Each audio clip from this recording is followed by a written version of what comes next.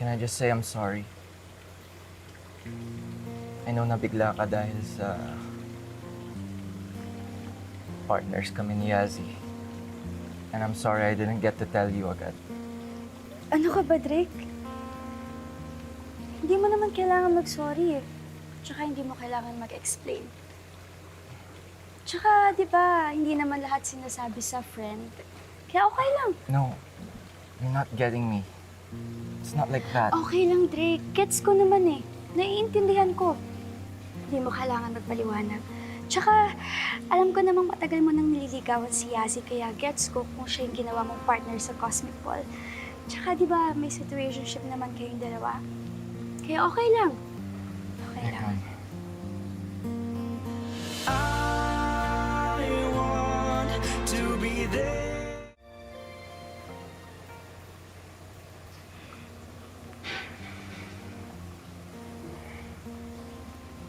Ginagawan ko pa lang ng paraan na hindi matuloy ang pagka-partner namin ni Yazzie from the start. Pero ang daming nangyari. Trust me. I wanted you to be my partner. Pero kaka-timing ko sa'yo. Before I knew it, nag-viral na kami ni Yazzie together all over social media. And Tita Zara trapped me into it. Everyone was expecting us to be together and I couldn't embarrass her like that in front of everyone. Nor could I embarrass you either. That's why I can't help it, Beckham, but I feel like I owe you an explanation. Sip this juice! Wait, what is the meaning of this? May something ba na na-miss? We all know na hashtag Drazy Forever tayo. Oh my God! Saan to? Ba't sila magkasama? So, item pala sila?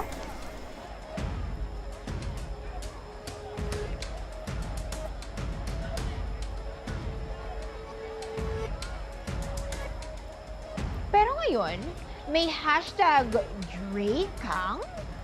What's the real tea? So comment down below and follow us on the rin kung hashtag Team Drazy or Team Drakang. Sa garden area yan. Saan? Fake news yan. Friends lang sila. That's fake news.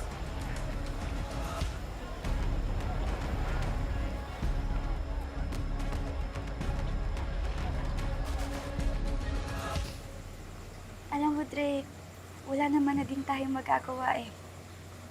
Si Yazzie na yung partner mo sa Cosmic Ball. Diba?